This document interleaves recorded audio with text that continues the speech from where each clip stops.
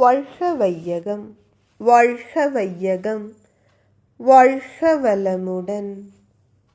குருவே துணை. அனைவருக்கும் இனிய காலை வணக்கம். மகாகவி பாரதியின் சுயசரிதை பார்த்து கொண்டிருக்கிறோம்.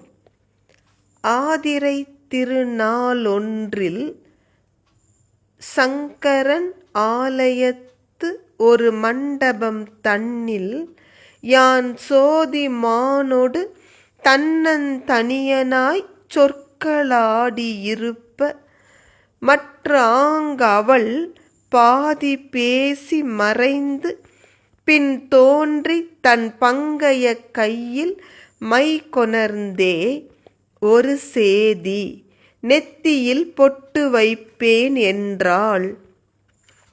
திலகம் இட்டனள் செய்கை அழிந்தனன்.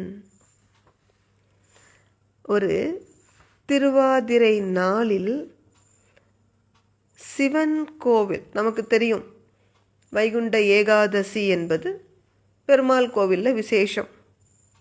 திருவாதிரை என்பது சிவன் கோவிலில் தான் மிகுந்த சிறப்பாக கொண்டாடப்படுவது வழக்கம். எனவே அப்படி ஒரு திருவாதிரை நாளில் நான் சிவன் கோவில் மண்டபத்தில்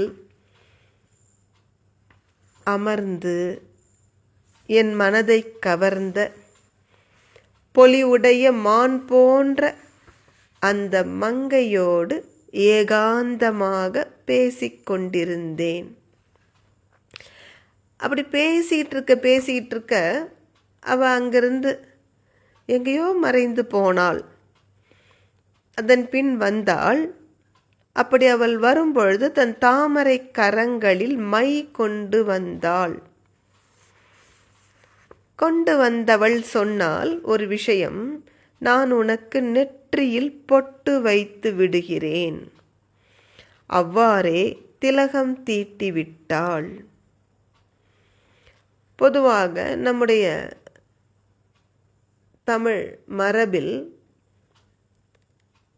ஒரு செயல் செய்வதற்காக எடுத்தவர்களுக்கு வெற்றி திலகம் வைப்பது என்று ஒரு மரபு உண்டு.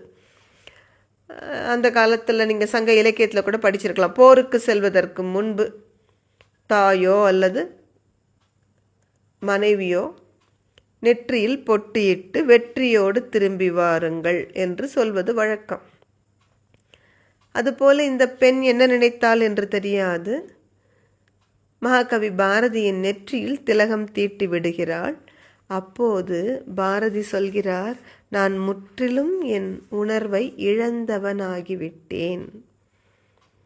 அப்படி ஒரு பரவச நிலை எய்துகிறார் மகாகவி பாரதி. தொடர்ந்து சிந்திப்போம். நன்றி. வாழ்க வளமுடன்.